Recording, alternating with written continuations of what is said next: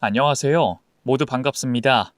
저는 썰밤을 사랑하는 구독자이자 초등학교에 들어간 딸을 키우고 있는 애엄마입니다. 제가 여기에 글을 쓰는 날이 올 거라고는 상상도 못했는데 작년 초에 경악할 일을 겪게 돼 사연을 쓰게 됐네요. 끔찍하게 뒤집히는 반전이 여러 번 나올 테니 재밌게 들어주셨으면 좋겠습니다. 그럼 이야기를 시작해 볼게요. 저는 부모님이 아기 때 돌아가셔서 할머니 손에 컸습니다.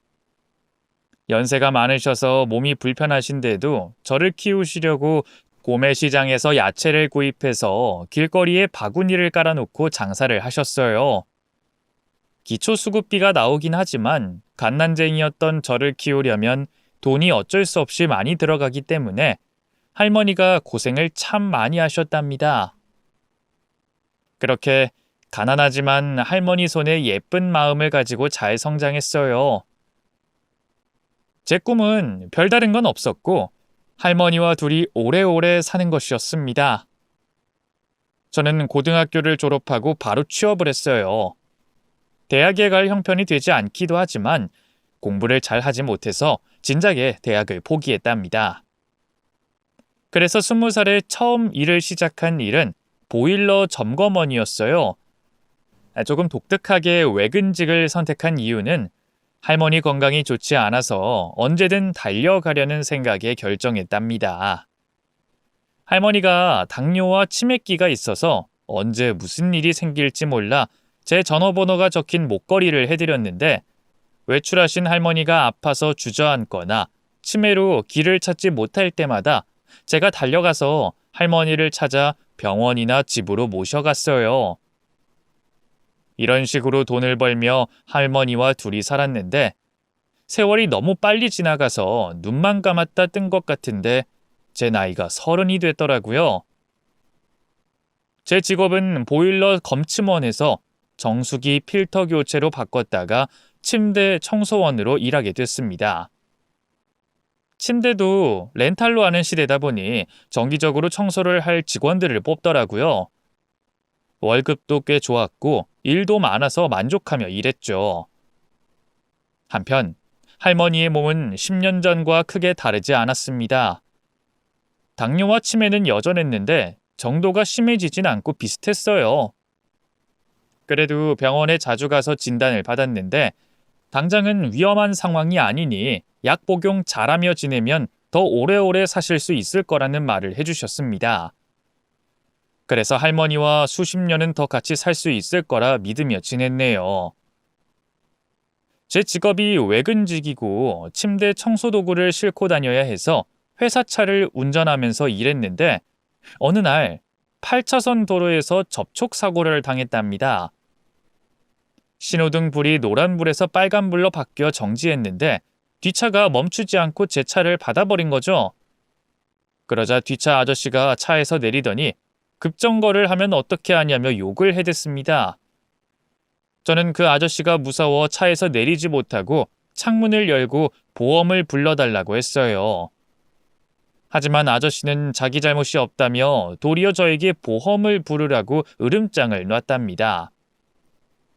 저는 사고를 처음 당해서 그런지 온몸이 사시나무처럼 떨리고 어떻게 해야 할지 몰라 차 안에서 얼음이 돼 있었어요. 사고 낸 아저씨한테 뭐라 하려고 해봤지만 입에서는 아무 말도 나오지 않았습니다. 그렇게 겁을 집어먹고 아무것도 못하고 있었는데 갓길에 정차돼 있는 화물차에서 한 남자가 내려 저에게 다가오더군요.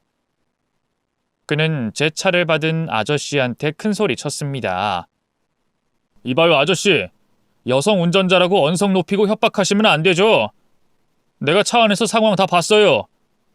빨간불로 신호 바뀌어서 정차했는데 아저씨가 뒤에서 속도 못 줄여서 받아버린 거잖아요.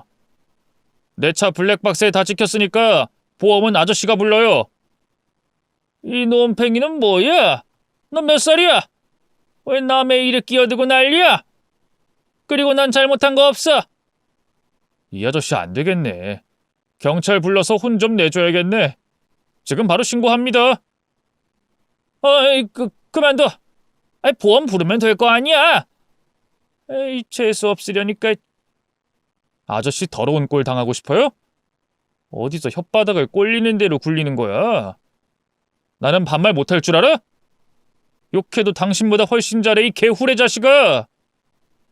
그 남자가 악을 쓰며 욕하자 사고 낸 아저씨는 깨갱거리며 조용히 미안하다고 사과했고 곧 보험을 불러 사고 처리를 해줬습니다. 보험 직원이 다녀가고 일이 해결되자 떨리던 몸이 안정을 되찾더군요. 그래서 저를 구해준 남자에게 감사 인사를 전했습니다. 저기 감사해요. 그쪽 아니었으면 전 아무것도 못하고 벌벌 떨기만 했을 거예요. 너무 무서워서 아무것도 못하고 있었거든요. 저도 압니다. 저런 양아치들은 도로에 항상 있으니까 조심하세요. 그럼 제 명함 하나 받아가세요. 나중에 병원 가서 몸에 이상 없으면 연락 한번 주세요. 네, 감사합니다. 다음에 식사라도 대접할게요. 그렇게 화물차 운전기사의 도움으로 사고 처리가 돼 다음 목적지로 달려가 침대 청소 일을 이어나갔습니다. 퇴근 후 자동차 정비소에 들렀다가 병원에 가서 엑스레이를 찍어봤더니 다행히 다친 곳은 없다고 해서 바로 그 남자에게 전화를 걸었습니다. 그러자 화물차 운전기사는 주말에 식사를 같이 하자고 했고 며칠 뒤 식당에서 만나 밥을 먹었답니다. 그런데 대화를 나눠보니 그 남자도 저 못지않게 어려운 형편에서 자랐더라고요. 홀어머니에 동생 셋이 있는데 지금 화물차 운전기사로 일하며 가장 노릇을 하고 있다네요. 저희는 서로에게 동질감과 연민이 생겨 매주 한 번씩 만나 시간을 보냈습니다. 그러다 좋은 감정이 싹터 연인 관계가 됐답니다. 그이가 화물차 운전으로 지방을 자주 다녀와서 일주일에 한 번 정도밖에 만나지 못했지만 그렇게라도 만나게 되면 늘 힘이 되고 행복했답니다. 저희는 둘 다 집안 형편이 좋지 않은 데다 모아둔 돈이 없어 연애한 지 3년이 지났어도 결혼은 엄두도 내지 못했습니다. 나중에 형편이 좋아지면 하자라는 말을 되풀이하며 연애를 이어나갔죠. 그런데 생각지 못한 일이 생겨버렸습니다. 제가 임신을 하게 됐답니다. 결혼을 하지 않을 수 없는 상황이 닥쳐서 저희 커플은 큰 걱정에 빠지고 말았어요. 그이는 저에게 책임지겠다며 작게라도 시작하자고 말했답니다. 현정아, 우리 결혼해서 너희 할머니 모시고 살자. 치매에 당뇨까지 있는데 혼자 두면 안 될 것 같아. 진철 씨, 그게 정말이야? 우리 할머니 모시고 살 수 있겠어? 안 될 게 뭐가 있어. 어차피 나는 허구한 날 집을 비울 텐데 자기가 옆에서 잘 모시면 좋잖아. 그런데 나도 한 가지 부탁이 있어. 내가 집에 하고 있는 가장 노릇을 몇 년만 더 하게 해줘. 그 막내 동생이 대학 졸업할 때까지만 하고 지원을 그만둘게. 그래, 당연히 그렇게 해야지. 진철 씨 마음대로 해도 돼. 그럼 신혼집은 어디로 할까? 아파트 전세는 무리고 조금 오래된 빌라의 전세를 알아봐야지. 할머니 모시고 살 만한 곳을 같이 찾아보자. 고마워, 진철 씨. 내가 진짜 잘할게. 그렇게 저희는 양보를 하나씩 하면서 혼인신고만 하고 살림을 차렸답니다. 남편은 결혼 후에 가장이 됐다며 일을 늘려서 더 많은 시간을 집에 들어오지 못했습니다. 화물차 일을 해보신 분들은 아시겠지만 차 안에서 먹고 자면서 일주일 내내 고생이 심했답니다. 그래서 할머니와 둘이 지내는 시간이 더 많았어요. 할머니는 자주 제 배를 어루만지며 빨리 손주를 보고 싶다며 미소를 짓곤 하셨습니다. 그런데 할머니는 손주를 보지 못하고 떠나고 마셨습니다. 시간이 조금 흘러 제가 만삭이 됐을 때쯤 할머니가 늦잠을 주무시길래 흔들어 깨우려고 했는데 이미 세상을 떠나셨더라고요. 주무시다가 심장마비로 돌아가신 거죠. 한 달만 기다리면 당신의 손자를 품에 안을 수 있었는데 가슴이 쓰라리고 찢어질 것 같았습니다. 할머니가 돌아가셨다고 남편에게 연락했더니 당장 달려와 저 대신 장례 절차를 밟아줬습니다. 완장까지 차며 상주가 돼 조문객들한테 일일이 감사 인사를 전했답니다. 그렇게 할머니를 눈물로 떠나보내고 집으로 돌아왔습니다. 할머니는 유품을 정리하는데 서랍장에 편지와 보험 증서를 남겨놓으셨더군요.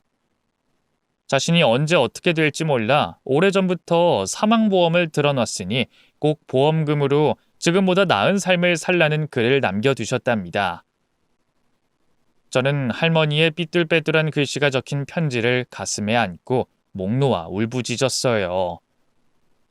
얼마 뒤에 할머니의 보험금을 수령해서 남편과 곧 태어날 딸아이와 함께 지낼 집을 마련할 생각을 하고 있었는데 남편이 그 돈을 잠시 빌려달라고 하더군요. 여보, 내 둘째 동생이 장사하면서 돈을 많이 까먹었나 봐. 지금 빚더미에 앉아 있어서 그러는데 먼저 도와주면 안 될까? 대신 앞으로 내 월급 통장 당신이 관리하게 해줄게. 이런 말 해서 정말 미안한데 마지막으로 동생 도와주고 싶어. 도련님 가게 장사 잘 되지 않아? 지난번에 들렸을 땐 손님들이 엄청 많던데? 그게 다 빚 좋은 개살군가 봐. 벌리는 돈이 다 빚으로 갚아가고 있는 데다 직원들 월급까지 챙겨줘야 해서 점점 더 빚만 늘어간다더라. 대출금만 해결해주면 숨통이 트일 것 같더라고. 내년에 갚는다고 하니까 우리가 도와주면 어떨까 싶어. 제 머리로는 절대 안 된다고 했지만 마음이 그러진 못했습니다. 남편이 할머니와 같이 살도록 해준 데다 장례식 때 상주까지 되줘 최선을 다해준 남편의 부탁을 거절하지 못하겠더라고요. 그래서 결국 할머니의 보험금 대부분을 시동생에게 빌려주기로 했답니다. 며칠 뒤 돈을 주겠다고 하자 시동생이 찾아와 무릎을 꿇고 감사하다는 인사를 수십 번이나 했습니다. 그리고 돈은 무슨 일이 있어도 1년 안에 갚겠다고 약속해줬어요. 그래서 저희 부부는 허름한 집에서 계속 지냈고 주말에만 함께 시간을 보내는 부부로 똑같이 지냈습니다. 저는 출산이 다가와 회사에 휴직을 내고 산부인과에 입원했어요. 남편은 이럴 때 옆에 있어주지 못해 미안하다며 시시때때로 전화를 걸어왔습니다. 그리고 출산 예정일이 되자 진통이 시작돼 분만실에 들어간 지 1시간 만에 어여쁜 딸아이를 출산했습니다. 처음 딸아이를 품에 안았을 때 이 세상이 참 살만하고 행복하구나 하는 생각이 들었습니다. 그리고 돌아가신 할머니가 생각나서 눈물도 많이 흘렀죠. 며칠 뒤 일을 마치고 올라온 남편이 찾아왔는데 딸을 안자마자 오열하더군요. 이렇게 예쁜 아이가 태어나는 순간에 함께하지 못해 저에게 미안하고 후회가 든다며 앞으로 평생 처자식을 위해 헌신하는 가장이 되겠노라 다짐했답니다. 딸이 태어나고 몸조리는 집에서 하기로 했어요. 산후조리원 비용이 너무 비싸서 입실할 엄두가 나지 않더라고요.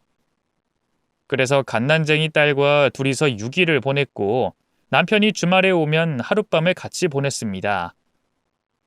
그렇게 시간이 흘러 딸아이의 첫 돌이 한 달 앞으로 다가왔어요.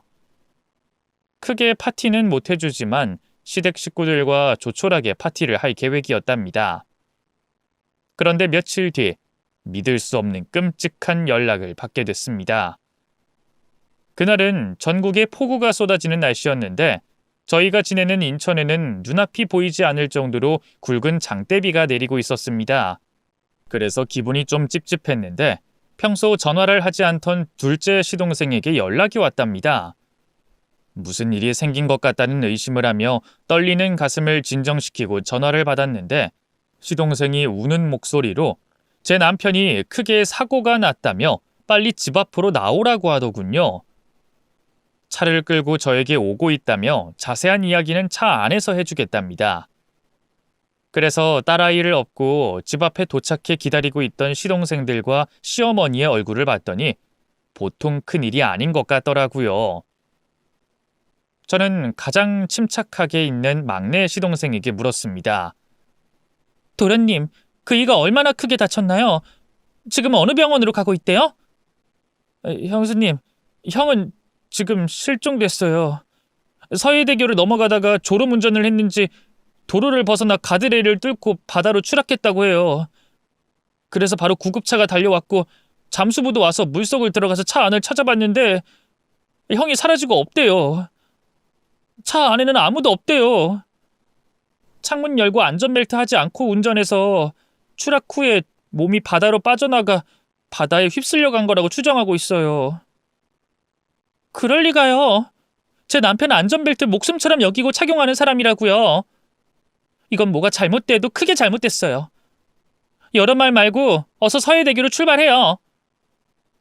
시댁 식구들 모두 큰 슬픔에 잠겨있는 상태에서 사고 현장으로 찾아갔더니 화물차가 무트로 건져져 있었고 경찰들과 잠수팀이 모여 있었습니다. 저는 곧장 달려가 제 남편을 찾았냐고 물어봤는데 고개를 가로저으며 찾지 못했다고 대답하더군요. 장대비가 내리는 데다 파도가 너무 세게 몰아쳐서 바다 안을 수색하는 건 비가 그쳐야만 가능하다며 손 놓고 기다리고 있더군요. 저는 소리를 악 지르며 당장 제 남편을 찾아달라고 해봤지만 아무도 제 말을 들어주지 않았습니다. 시어머니는 혼절했고 시동생들도 눈앞에 닥친 상황이 믿기지 않아 넉놓은 얼굴로 바다만 응시하고 있더군요. 저는 계속 바다 앞에 머물려고 했는데 제 등에 엎여있는 딸이 걱정돼서 어쩔 수 없이 경찰차를 타고 근처 모텔에 들어갔답니다. 그리고 다음 날 비가 그치고 해가 쨍쨍해서 잠수팀이 수색을 오랜 시간 해봤지만 급류에 떠내려갔는지 그 일을 찾아내지 못했답니다. 경찰은 수색을 계속할 거라는 말을 하며 저와 식구들에게 집으로 돌아가 있으라고 하더군요. 하지만 아무도 그 자리에서 벗어나지 않고 남편이 무사히 돌아오길 기다렸답니다. 그렇게 일주일의 시간을 보내자 경찰들과 잠수팀이 철수하더군요. 더 수색해봤자 소용없다고 판단된다며 저와 식구들이 붙잡는데도 뿌리치고 떠났습니다. 결국 저는 차가운 바닷속에 있는 남편을 구하지 못했어요. 시댁 식구들과 며칠을 더 그곳에서 머물렀는데 더는 방법이 없으니 그만 돌아가자고 하더군요. 저는 떠나기 싫었지만 핏덩이 딸아이가 고생인 것 같아 어쩔 수 없이 발길을 돌려 집으로 돌아왔습니다. 그렇게 딸과 둘이 지내게 된 지 한 달이 지나자 현실을 직시하게 되더군요. 남편이 없으니 가장은 저였으므로 당장 돈을 벌어야 했답니다. 시어머니가 딸을 봐주시겠다고 해서 딸 걱정은 하지 않고 일을 할 수 있었어요. 그래서 제가 하던 침대 청소 일을 하며 돈을 벌었답니다. 남편이 시시때때로 생각나서 눈물이 났지만 딸아이를 보고 힘을 얻어 살아가려고 최선을 다했어요. 매일 밤마다 현관문을 보며 남편이 저 문을 열고 들어오진 않을까 하는 희망을 가져봤지만 5년 동안 그이는 차가운 바다에서 빠져나오지 못했답니다. 그동안 제 딸은 어느새 커서 유치원에 들어갔어요. 아빠 얼굴을 한 번도 보진 못했지만 제가 자주 남편 사진을 보여주며 자랑스러운 아빠라고 알려줬답니다. 남편이 실종된 지 만 5년이 지나가자 시동생이 장례를 치르자고 하더군요.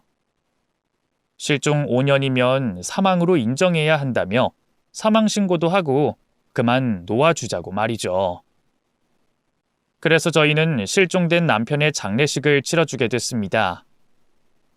저는 남편의 확대한 영정사진을 보고 많은 눈물을 흘렸고 시댁 식구들도 같이 슬퍼하며 그 이의 명복을 빌어줬답니다.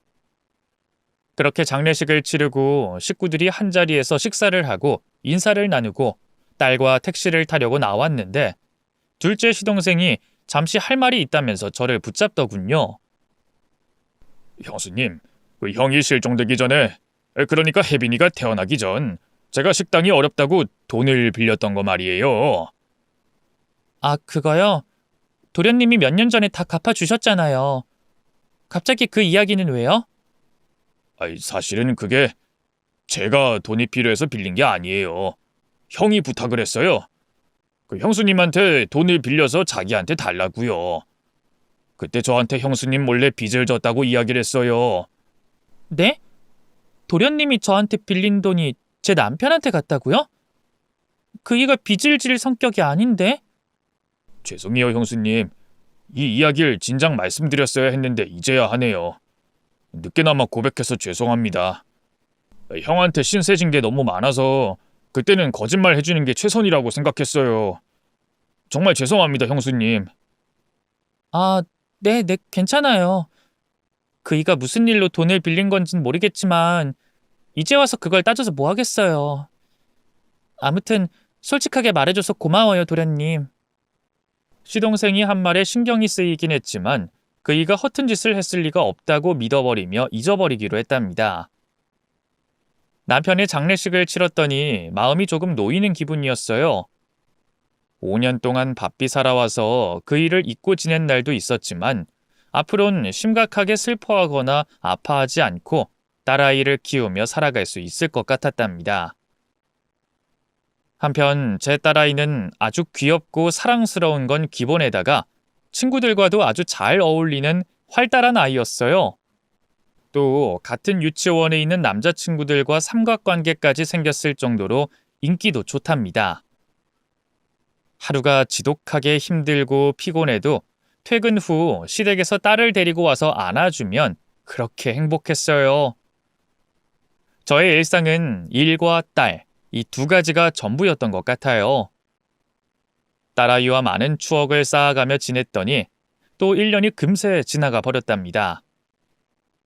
남편의 장례를 치른 지 1년이 되는 날이 다가왔는데 그날은 남편이 실종된 장소 근처 바다를 찾아가고 싶더라고요. 그래서 시어머니께 양해를 구하고 딸아이를 봐달라고 부탁드리고 홀로 서해 바다를 찾아갔습니다. 그이의 화물차가 인양된 곳에 가서 소주를 흘려보내며 남편이 옆에 있다는 생각을 하며 말을 걸었어요. 여보, 거긴 어때? 당신은 좋은 사람이니까 천국에 있겠지? 나는 우리 딸이랑 잘 지내고 있어. 어머님이 육아를 많이 도와주고 계셔서 힘든 건 없어. 여보, 내가 매년 이 자리에 왔는데 앞으로는 안 올게. 여기 오면 당신 생각이 많이 나서 사는 게 힘들어질 것 같거든. 그럼 편히 쉬어. 가볼게. 저는 그이가 제 말을 모두 들었을 거라 믿으며 발걸음을 돌려 차에 올랐습니다. 그리고 고속도로에 다시 올랐는데 이상하게 속이 거북해서 구토가 나올 것 같더라고요. 다행히 휴게소가 가까워 그리로 들어갔습니다. 주차를 하자마자 화장실에 들어가 시원하게 구토를 하고 입을 헹궜답니다. 먹은 것도 없는데 왜 이렇게 속이 안 좋은지 모를 일이더라고요.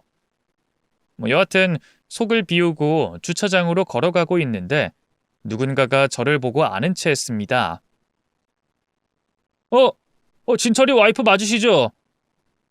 네? 아, 네, 맞아요. 실례지만 누구시죠? 저 진철이랑 같이 화물차 일하던 경식이에요. 얼굴 보고 두어 번 인사드렸었고 전화는 많이 했었는데 기억나시죠? 아, 경식 씨, 기억나요. 저희 집 앞에 자주 오셔서 남편이랑 얘기 나누곤 하셨잖아요. 죄송해요. 제가 얼굴을 못 알아봤네요. 그 남자는 남편의 화물차 기사 동료로 10년 넘게 친하게 지내던 친구였습니다. 재수 씨 이런 데서 만나 뵙게 되니 좀 새롭네요. 그리고 여전히 미인이십니다. 혹시 재혼하셨나요? 아니요. 재혼은 무슨. 그동안 딸을 키우고 먹고 사느라 바빠서 다른 남자는 만날 시간도 없네요. 그리고 실은 오늘이 제 남편 실종된 지 6년 되는 날이에요. 작년에 장례 치러서 첫 번째 기일이기도 하고요. 진철이 장례를 치러 주셨구나. 그런데 재수씨, 진철이 진짜 세상 떠난 거 맞나요? 실종되고 어디 가서 잘 살고 있는지도 모르잖아요. 네? 지금 그게 무슨 말씀이세요? 제 남편이 살아서 잘 살고 있다니요. 경식씨, 그인 바다에서 실종됐어요. 살아있을 리가 없잖아요. 그러자 경식씨는 입술을 부르르 떨며 말을 잇더군요. 재수씨, 당신 남편이 어떻게 죽었는지 모르죠? 아니, 죽었는지 살았는지 아직 모르잖아요. 그 사고가 진짜가 아닐 수도 있다는 생각 못 해보셨어요? 경식 씨, 괜찮아요? 지금 말씀하시는 걸 보니 많이 횡설수설하는 것 같아요. 물이라도 한 잔 하시고 떠나세요. 그럼 전 이만 가보겠습니다. 저 정신 멀쩡합니다, 재수 씨.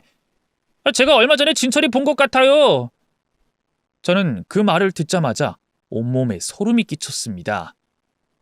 남편 친구가 왜 이런 헛소리를 하는지 모르겠지만 그이가 살아있다는 말을 들으니 조롱당하는 기분이 들었답니다. 경식 씨, 지금 저한테 장난치시는 거예요? 제가 좋은 말로 넘겼으면 그만할 것이지 어디서 그런 말 같지도 않은 소리를 하고 그러세요? 뭐라고요? 제 남편이 살아있다고요? 이봐요. 그럼 제 남편이 어디서 뭘 하길래 제 앞에 나타나지 않는 겁니까? 그이 딸을 보러 왜 찾아오지 않냐고요? 제가 몰아붙이며 언성을 높였더니 경식 씨는 뒷걸음을 치긴 했지만 자기 말이 거짓이 아니라고 하더군요.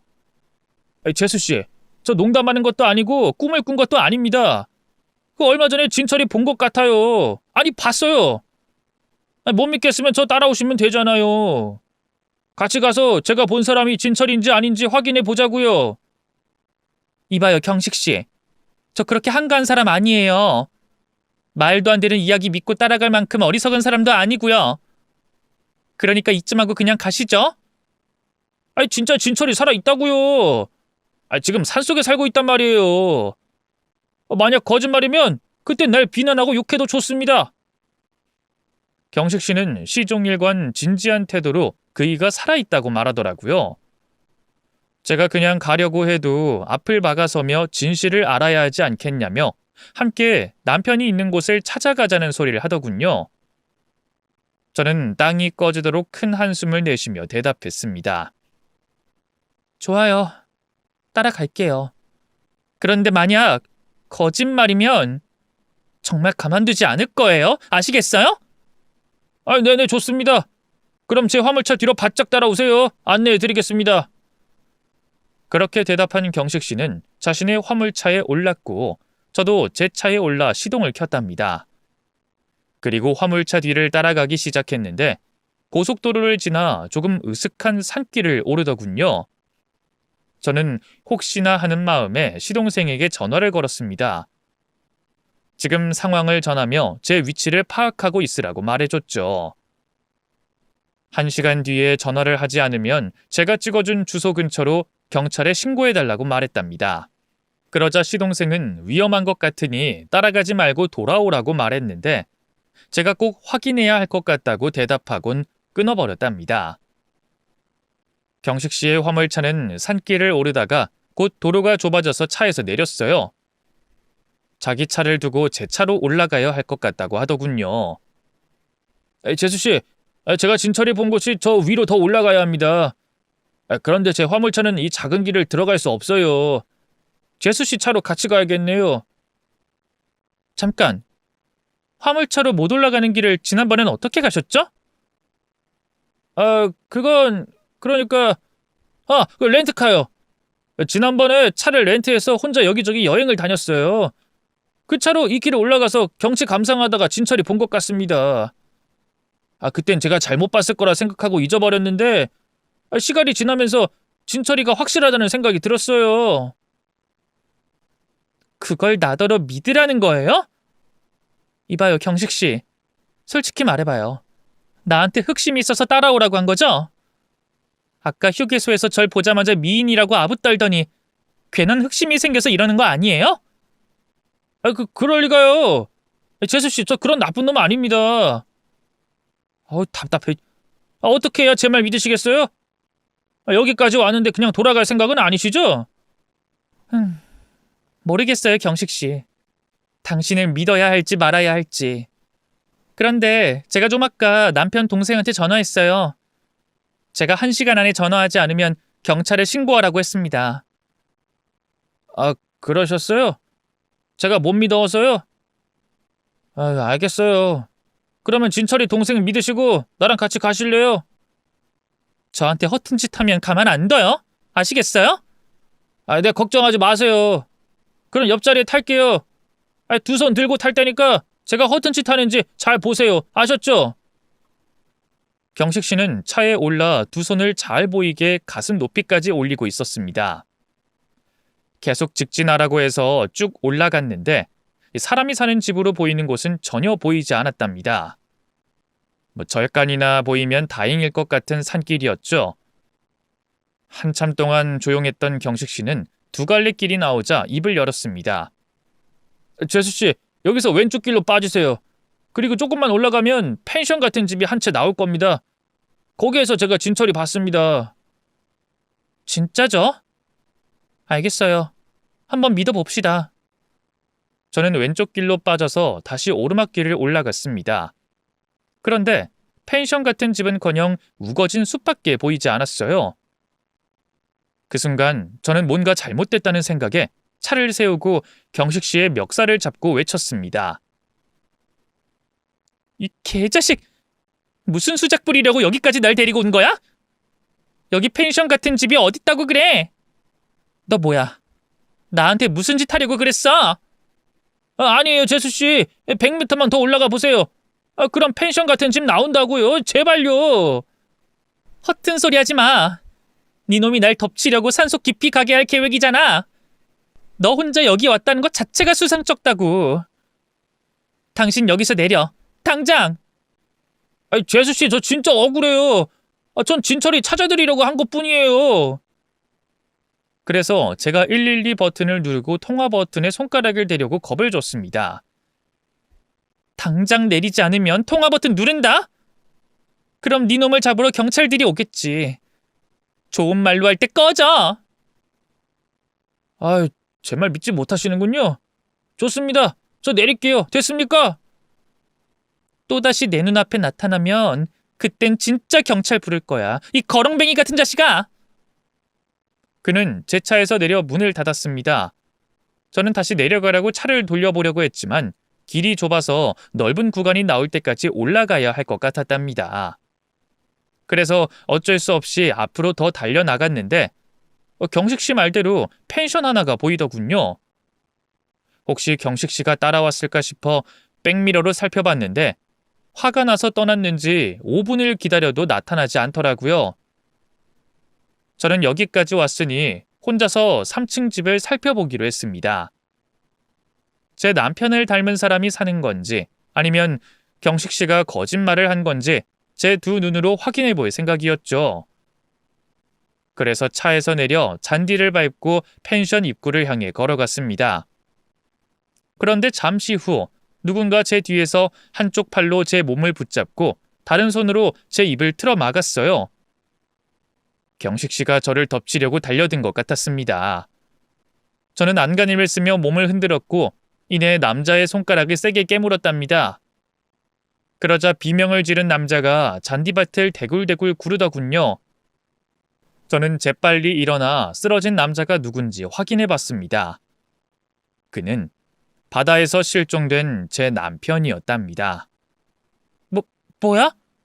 당신이 어떻게 살아있을 수가 있어? 진짜 진철 씨가 맞아?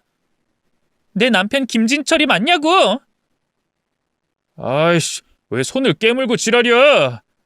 야, 너 어떻게 알고 여기 찾아온 거야? 아무도 모르는데 네 년이 어떻게 여길 찾아온 거냐고? 뭐? 진짜 당신이었어?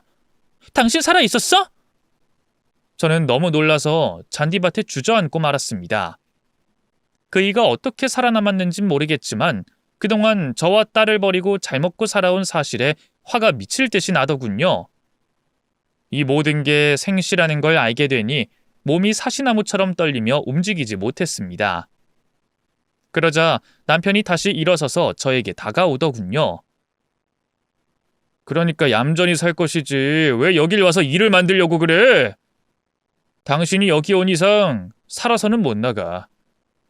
그럼 잘 가라 현정아. 그이는 주머니에서 뭔가를 꺼냈는데 그게 뭔지는 잘 보이지 않았습니다. 남편이 위험인물로 인식이 돼 도망을 쳐야 했는데 제 몸은 정신대로 따라 움직이지 않았어요. 그이가 바로 코앞까지 왔을 땐 눈을 질끈 감았는데 그 순간 퍽퍽 소리가 나며 뭔가 부딪힌 소리가 들렸어요. 눈을 떠보니 경식 씨가 제 남편을 안은 채 잔디밭을 구르고 있더라고요. 그는 돌아간 게 아니라 여기까지 따라 올라온 거였죠. 두 남자는 잔디밭을 구르며 서로에게 주먹질을 해댔습니다. 저는 그 순간 누굴 믿어야 하는지 아직도 모르겠더라고요. 하지만 남편이 왜 저렇게 다른 인간으로 변해 있는지 알아내야만 했습니다. 그래서 두 남자에게 소리를 질렀습니다. 그만! 둘 다 그만하세요! 경찰서에 신고하기 전에 멈추란 말이야! 그러자 두 남자의 주먹질이 종료됐고 서로의 몸에서 떨어졌답니다. 경식 씨는 저에게 다가오며 거짓말이 아닌 걸 이제 알겠냐며 말하더군요. 저는 여전히 핸드폰에 손을 올려두고 경찰에 신고 전화를 하려고 준비 중이었습니다. 정신을 바짝 차리고 남편에게 물었습니다. 당신이 설명해봐. 6년 전 바다에 추락해 실종된 당신이 왜 여기 있는 건지 말이야. 살아있으면서도 나와 딸을 왜 찾아오지 않은 이유가 뭔지 밝히란 말이야. 아이씨, 지랄 같은 오후네. 야, 내가 실종된 건 쇼야, 쇼. 너랑 살기 싫어서 실종으로 일을 꾸민 거라고. 그러니까 왜? 나랑 살기 싫었으면 조용히 이혼하고 떠났으면 됐잖아. 그런 미친 짓을 꾸미는 인간이 세상 천지에 어딨어? 그런 인간이 여기 있잖아. 바로 나 말이야. 야, 현정아. 내가 너랑 이혼하면 네 할머니 보험금 받아낼 수 있었겠냐? 네 딸 양육비랑 위자료는 어디서 구해주냐고. 그냥 조용히 사라지면 다 해결되는 일이라 쇼를 한 거라고. 이제 이해되니? 그이의 말이 끝나자 으리으리한 집에서 상간녀로 보이는 여자와 어린아이가 손을 잡고 나오더군요. 그제야 저는 남편이 저와 시댁 식구들과 지인들까지 모두 속이고 비밀리에 살림을 차리고 잘 살고 있다는 걸 알게 됐습니다. 당신 처자식이 있었네? 이유가 저거였어? 바람난 년이랑 살려고 내 할머니 보험금 들고 나른 거야? 여러 사람 가슴에 대못 박고? 아이씨, 존나 떽떽거리네. 야, 주둥이 다물어. 내 아들이 놀랐잖아. 그 순간 상간녀가 아이 손을 놔주고 저희 쪽으로 다가와 말하더군요. 왜 이렇게 시끄럽나 했더니 당신 전처가 찾아왔구나. 일을 어째? 당신 살아있는 거 알려지면 큰일 나는 거 아니야? 그러게 말이야. 그냥 죽은 줄 알고 조용히 살 것이지. 왜 찾아와서 이 야단법석을 떠는지 모르겠다고. 할 수 없지. 둘 다 살려서 보내면 안 될 것 같아. 안 그래도 우리 집사한테 전화해서 산길 차단하라고 했어. 조금 있으면 여기 도착할 거야. 에이구, 당신은 왜 꼬리가 길어서 밟힌 거야? 나를 알아보는 사람이 없으니까 자유롭게 돌아다녔지. 어쨌든 일이 이렇게 된 거 오늘만 조금 시끄럽게 보내자. 자기야, 걱정하지 마. 이것들 없애버리면 아무도 몰라. 두 년놈이 하는 말이 어찌나 살벌하던지 마치 악몽을 꾸고 있는 기분이었습니다. 저와 경식 씨는 이곳에서 벗어나야겠다 싶어 뒤를 돌아 뛰었어요. 하지만 차 두 대가 저희를 막으며 정차했습니다. 거기서 덩치 큰 사내 셋이 내려 저희를 쏘아보더군요. 남편이 시커먼 남자들에게 소리쳤습니다. 어이 집사, 거기 남녀 좀 해결해. 저기 있는 여자 차도 없애버리고 흔적도 없이 처리해. 네, 사장님. 바로 처리하겠습니다. 덩치들은 차에서 야구방망이를 꺼내더니 저희에게 뚜벅뚜벅 걸어오더군요. 경식 씨와 저는 빠져나갈 구멍을 찾아봤지만 궁지에 몰린 쥐가 따로 없었습니다. 이에 경식 씨가 저를 보호하려고 제 앞에 서서 덩치들을 상대하기 시작했답니다. 하지만 야구방망이 든 덩치 셋을 이기는 건 말도 안 되는 일이었어요. 몇 대 맞자마자 바닥에 쓰러지더군요. 덩치들은 썩은 미소를 지으며 저에게 다가왔습니다. 야구방망이를 들어 저를 내리치기 직전의 상황까지 왔죠. 그런데 그때 사이렌 소리가 들려왔고 잠시 후 공포탄 소리가 들렸습니다. 야, 동작 그만! 손 들어! 경찰이다! 경찰들이 막혀있는 차 위로 뛰어 올라왔고 그 뒤에 시동생이 따라오더군요.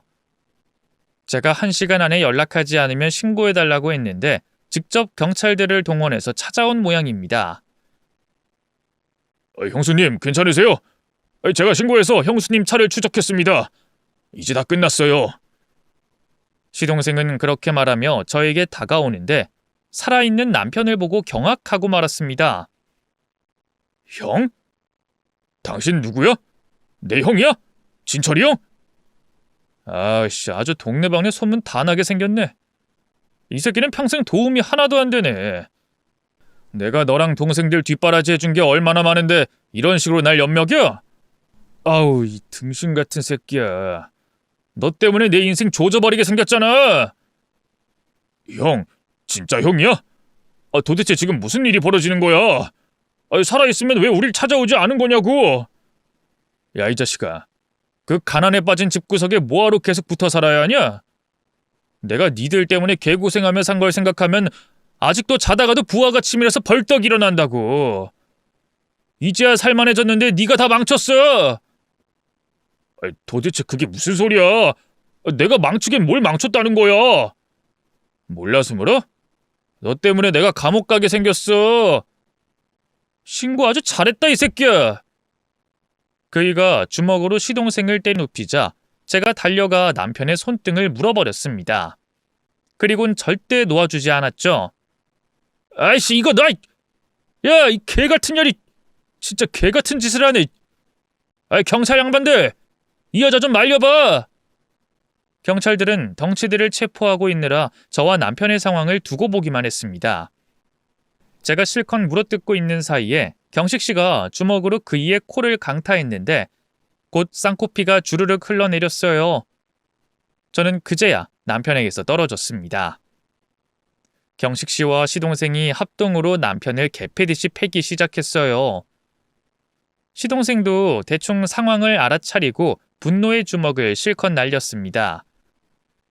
남편은 제가 아니어도 응징이 될 것 같아 뒤돌아 상간녀를 노려봤답니다.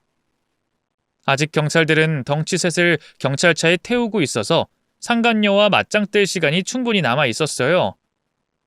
제가 먼저 뺨을 갈기자 그년이 바로 반격을 했는데 머리를 숙이며 피한 뒤 무릎으로 배를 세게 올려쳤습니다. 그러자 숨이 막혔는지 바닥에 무릎을 꿇고 앉았는데 그때부터 양손을 들고 상간녀의 양뺨을 번갈아 날리며 싸대기를 내려쳤습니다. 여러 대 갈겼더니 상간녀가 개거품을 물고 옆으로 쓰러지며 의식을 잃었어요. 그리고 다시 뒤를 돌아봤더니 남편 역시 두 남자에게 얻어터지고 개거품을 물고 쓰러져 있었습니다.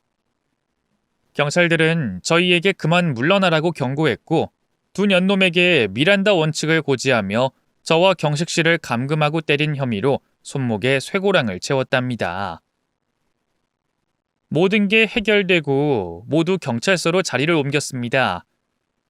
남편이 신원을 밝히는 과정에서 신분을 도용한 사실이 발각됐어요. 그이는 실종되고 나서 노숙자의 신분을 500만 원 주고 사서 그 이름으로 6년의 세월을 살아왔답니다. 남편은 제가 임신 중에 바람이 났는데 상간녀와 살림을 차리려고 마음을 먹어서 실종 사건을 계획했다네요. 저와 딸을 버리고 제 할머니의 보험금을 가로채고 위자료와 양육비를 소비하지 않으려고 이 같은 미친 짓을 벌였답니다. 그리고 펜션 같은 집은 제 할머니 보험금과 상간녀의 재산을 더해서 마련한 집이라고 하더군요. 바람이 나서 눈이 돌아간 남편이 저와 시댁 식구들 그리고 직장 동료들과 지인들 모두에게 실종된 쇼를 벌인 거였죠. 다시 생각해도 정말 기가 막혀서 말이 나오지 않았습니다. 이런 일은 영화에서나 가능한 일이지 현실에서는 절대 불가능할 거라 생각했는데 제 남편이 6년 동안 조용히 숨어서 잘 살고 있는 걸 보니 너무 어이가 없어서 헛웃음이 나오더라고요.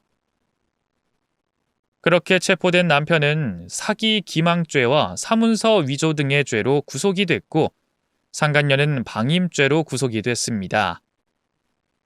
두 년놈의 사랑 노름에 저와 시댁 식구들이 겪은 일을 떠올리면 당장이라도 찢어 발기고 싶었어요. 두 년놈이 구속되자 경식 씨에게 먼저 사과했습니다. 괜한 의심을 해서 미안하다고 고개를 숙였죠. 경식 씨, 죄송해요. 제가 그때는 정신이 온전치가 않았어요. 죽었다고 알고 있던 남편이 살아있다는 말을 들어서 제정신이 아니었어요. 괜찮습니다, 재수 씨. 사실 저도 진철이가 맞는지 아닌지 긴가민가 했거든요. 그래서 조금 긴장한 채 말해서 의심을 산 것 같아요. 그래도 모든 게 제대로 해결됐네요. 다행이에요. 현정 씨가 다치지 않아서요. 다 경식 씨 덕분이죠. 그때 갑자기 나타나서 절 구해주셨잖아요. 여러모로 신세 많이 졌어요. 진심으로 고마워요, 경식 씨. 저는 감사 인사를 드리고 경식 씨에게 비싼 음식을 대접했습니다. 그리고 감옥에 있는 남편에게 이혼 소송과 사기죄로 고소해서 제가 받을 보상을 제대로 받고 이혼하게 됐습니다. 그 이에 으리으리한 집을 팔고 저에게 대부분의 돈을 보상했답니다. 그렇게 1년이 흘러갔고 교도소에 있는 남편의 소식을 전해 듣게 됐어요. 그이가 코로나 백신 주사를 맞고 쇼크로 숨졌다는 연락을 받았답니다. 이번엔 위장이 아니라 진짜로 세상을 떠났더라고요. 시동생이 혼자 다녀왔는데 제 남편이 확실하게 세상을 떠났다고 전해주더라고요. 그래서 전 남편의 조금 남은 유산을 모두 제가 받게 됐어요. 시어머니는 자기 식구들이 받을 자격이 없다며 모든 걸 저에게 가지라고 하셨습니다. 이렇게 전 남편이 천벌을 받으며 사건이 끝이 났답니다. 한편 저는 전 남편과 이혼 후부터 경식 씨와 연인이 되어 사귀었습니다. 그때 사건 이후로 급속도로 친해진 덕분에 남자 대 여자로 만나게 됐어요. 그래서 사연에 글을 쓰는 지금, 이 순간에 제 옆에는 새신랑인 경식 씨가 옆에 있답니다. 사람 인연이 참 신기하고 재밌죠? 제가 겪은 모든 일이 충격적이고 잊기 어려울 것 같은데 사랑하는 딸아이와 새 남편 덕분에 지옥 같은 전 남편을 지우고 살고 있네요. 에휴, 이렇게 손을 덜덜 떨며 제 사연을 써봤는데 여러분도 손에 땀을 쥐고 듣지 않으셨나요? 부디 재밌고 흥미있는 시간이 되셨길 바랍니다. 그럼 저는 새 남편과 딸아이와 셋이 잘 살아볼게요. 제 사연 들어주셔서 진심으로 감사합니다. 안녕히 계세요.